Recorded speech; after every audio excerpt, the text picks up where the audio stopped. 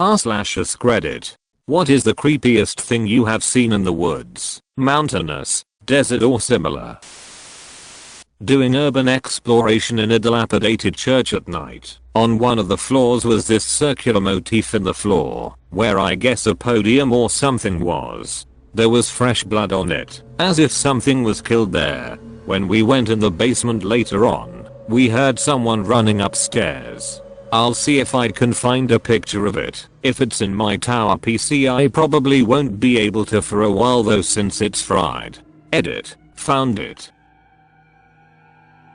Oh god, duck that. Reverse image search.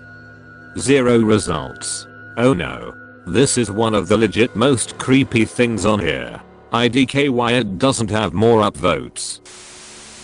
Found a deer with its hind end ate up. Few feet away was a coyote with the hind end ate up. Then another few feet away a fox with its hind end ate up. Nothing else was there. No bullet holes or signs of a arrow or anything else. Couldn't find any tracks from other people or animal. It was pretty creepy. Found in the hills of WV. I'm not superstitious at all, but there is some weird shite always going on in the Appalachians. From Appalachia. Can confirm. Went to school in Southwest Valley. As soon it was dark it was the creepiest place. I was driving home after an extremely late night at work. I lived in the middle of nowhere, about a mile. Before I got there a woman covered in blood jumped out of the woods into the middle of the road screaming. I panicked and went around her then slammed on the brakes to help. Her boyfriend had beaten her and was currently chasing after her in the woods. I got her in my car and called the police. They met us at the hospital because I told them there was no way I was waiting on the side of the road when he was coming. Wow. Thank goodness you were there. I hope she got away from him after that. This was roughly 7 years ago, and I still find myself hoping for the same. Wow. Good on you for helping, but also lucky. I could totally see someone pretending to be in trouble, then robbing you once you stopped to help. Not sure I would have stopped, myself. Went on a mountain hike in Transylvania with a group of friends from school, and way up, after maybe 12 to 14 kilometers of trekking, we saw a house, was in the middle of nowhere. It had a barn, with a few animals, couple of cows, chicken, etc. As we get closer, we see a few people, a guy and 5 to 6 women. Not sure if there were more inside. The dude comes to greet us, barely speaking the language. We had a hard time understanding what he's saying. They lived without electricity, gas, anything. This is in the early 90s, so there's no internet, mobile phones to worry about. At least for most people. Anyway, they all looked weird, kinda dumb expressions on their face. We can barely understand each other. They asked us who's the president now, and if we want some milk. They look at our clothes and shoes weirdly, curious, like who knows when is the last time they had human contact. Or maybe there were more crazes around those parts, dunno. Not sure to this day what was going on. It's not typical in the region, so we kinda freaked out, especially cause a dude looked a bit disturbed, and we were too young. We were looking around to see if there's more of them. Paranoia was getting to us, thinking there must be a village nearby. What was also weird is that all the women kept their distance and never got close to us. Like he was guarding them or checking us out if it's safe for them. One of my friends kept saying we don't want their milk and we need to go cause it's getting dark. We walked calmly for a while, then when we thought we were out of their sight, bolted like crazy out of there. Needless to say, we camped after a few hours, and we always had one person awake to keep watch. We told people that were living in the villages near that area about the mountain people, and they didn't believe us. They said nobody lives there, up in the mountains. It's actually not that uncommon for certain parts of Romania, albeit not too many, where people or villages live in absolute isolation from contemporary events. I remember watching the news covering such places where landlines/phone lines didn't reach certain areas, so electricity was not available. Reporters would also ask locals who the president or prime minister was, and they wouldn't know. Up until after year 2000, cable companies and internet started to really take off and expand. Most likely the people you met would only be in contact with passers-by that would buy whatever produce they had. So if this happened in the early 90s, it was right after communism fell, which is in itself a factor. When I was really young, we were on a family trip and me and my older brother took a ride on a boat. I remember my mom telling us to avoid the big floating thing. She thought it was a buoy to signalize a dangerous rock underwater or something. Being kids, of course we went straight there to explore it. So turns out it was not a buoy. That was a body of a tourist that went missing a week ago, as the police informed us a few days later. Creepy thing is, he was one of a group of people that had disappeared together. I believe they never find the rest. So, not a good childhood memory. Am I the only one who listened to my parents as a kid? Jesus, I think so. I was driving through rural parts of Missouri with a buddy. We drove down a single lane road that had no exit. At the end of the road, there was a group of deer corpses laid in a perfect circle. I'd say there was at least 10 deer. We backed the duck out real quick. I have a similar story in upstate New York. Used to be an avid hunter, and, if anyone isn't aware, scouting is a normal part of the process when in a new location. I had become accustomed to doing a night scout in addition to a day scout when I was in an unfamiliar area to better feel out their bedding and feeding trails. I had never hunted this one area before, but saw lots of good sign in a previous season and marked it to come back in a following season. Anyway, this occurred during my first night scouting to prep for a weekend hunt. At about 12:30 am, I'm driving around the general area that I had marked the previous season and take a dirt road off of the main one to see if it leads to a spot with hunting activity. A lot of times you can find gems this way. I'm following the road for a while until I finally get to a dead end with a dirt semicircle, about 3 lengthwise trucks in diameter, with a clearing and foot trail leading into hardwood.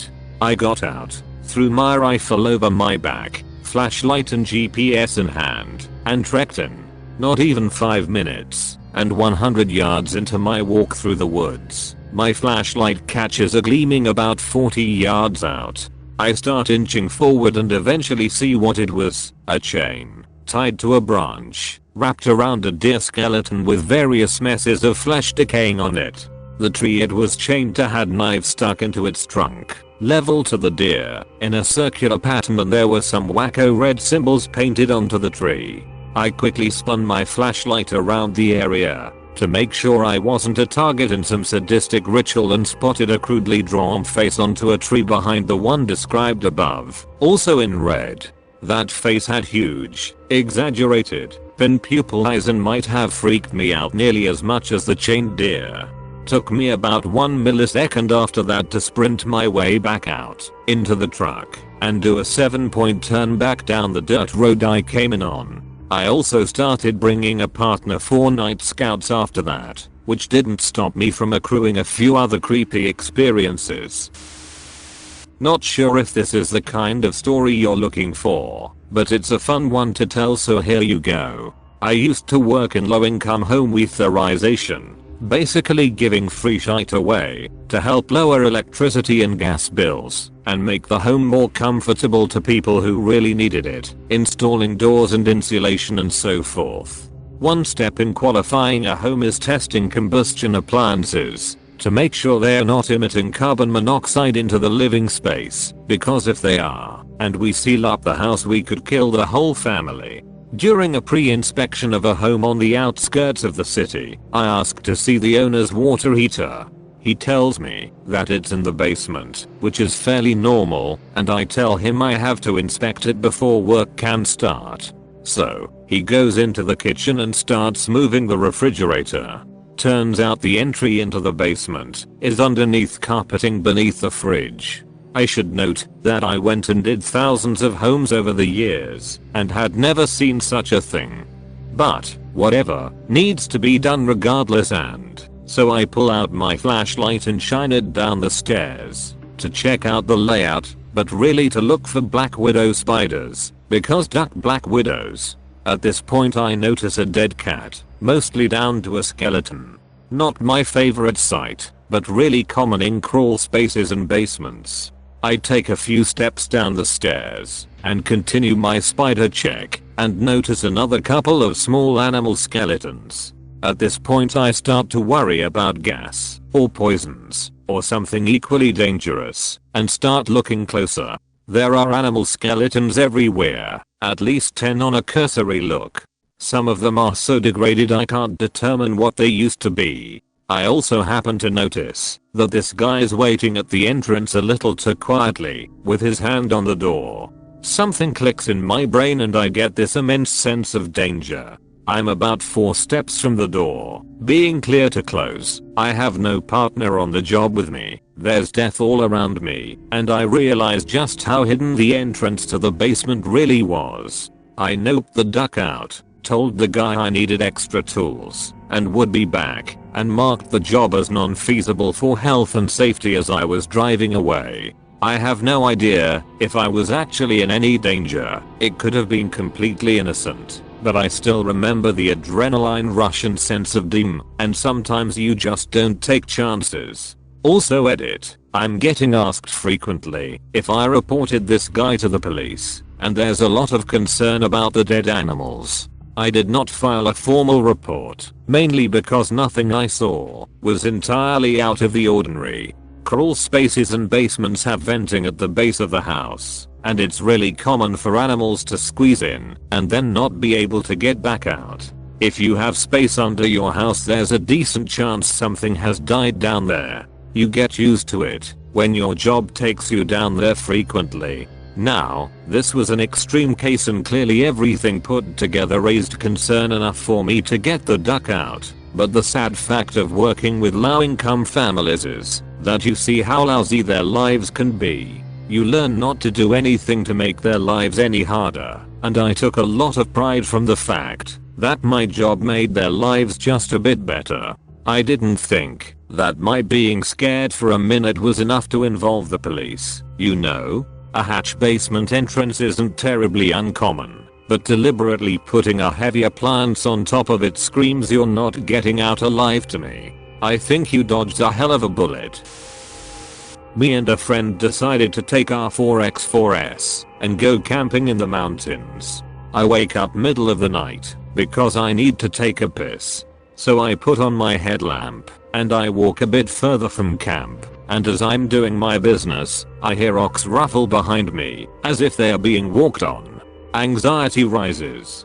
I finish up and turn around, and as my headlamp faintly lights up the area around me, all I see eyes, about 20 of them, and just staring at me. My breathing stops, and I literally freeze where I'm standing. And then I hear a Maya, goat blessed. It was a ducking herd of mountain goats that were intrigued by the ape in their backyard. Almost gave me an aneurysm. I got so terrified for you, and then I bursted out laughing. I'm so sorry. I'd be traumatized if that was me, but the way you ended it made me laugh. Did you pet the goats? This is probably less scary than a lot of the other posts, but I was pretty sure I was going to be the nameless victim at the start of a horror movie to show how dangerous the monster is. Basically, my dad and I were walking through the woods when we came across a young moose leg lying on the ground. It looked like it had been violently torn off with no sign of the rest of the moose anywhere. It was fresh with blood still on the wound, probably no more than a couple hours old. My dad is a pretty skilled hunter, so he handed me his axe that he was carrying and told me to watch for wolves while he started looking for tracks. After a little bit he came back saying, "That's weird. Normally if it was wolves you'd be able to find paw prints, but I can't see any. Also no bear prints, so I have no idea what killed this." And so I'm like, "You didn't find any tracks at all?" and his very reassuring response was, well, I did find what appears to be the mama moose tracks headed this way, showing me the tracks. You can see how her stride is a lot longer here. Whatever killed her baby, she didn't want to fight it. She just took off running. He then pulls out his bear spray and holds it at the ready as we kept walking deeper into the woods with the unnamed non-track leaving predator armed with bear spray and an axe. My boyfriend and I were walking through the woods on a nature trail when we came across a piece of alligator tail and foot that had been ripped off, and the rest of the body was gone. I freaked out. All I kept thinking was, I have no idea what's big enough to kill and eat an entire alligator, but I don't want to meet it. We cautiously kept walking, and a few hundred feet later saw a giant, probably 10 foot at least, alligator walking along the shoreline with a whole smaller, dead alligator in its mouth. And that was the day I learned that alligators were cannibals. When a ducking moose flees the scene, you better run fast. Yeah, as a general rule of thumb, I don't duck with things that win head-on collisions with cars. For real. Those things are big and dangerous. Especially a mama moose and her calf. There's a section of Joshua Tree National Park called Samuelson's Rocks where an old Swedish prospector who lost his mind used to live. He carved all sorts of crazy sayings into the rocks. During the day they look pretty neat. At night in a lightning storm they look like something of Lovecraft. I lived near there and spent a lot of time at Joshua Tree. Did not know about this. It's not something the rangers like talk about due to vandalism. That is totally understandable. It's an otherworldly place. Hiked on a mining trail one time by moonlight and saw abandoned equipment laying about. Also, goats. I was mountain biking in the woods, and I came across an East Asian looking man in a perfectly fitted suit and a briefcase. Just casually walking through the woods. Are you a Grand Theft Auto NPC? I had a similar experience. My husband and I were hiking up a mountain in the Pacific Northwest.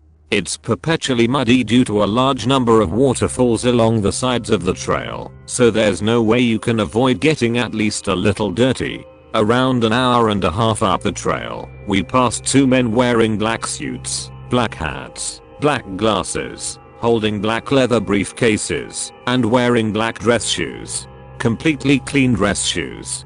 And immaculately clean, pressed pants. Not a spot of dirt or a wrinkle on either of their clothes. As we passed each other, one of them whispered something in German.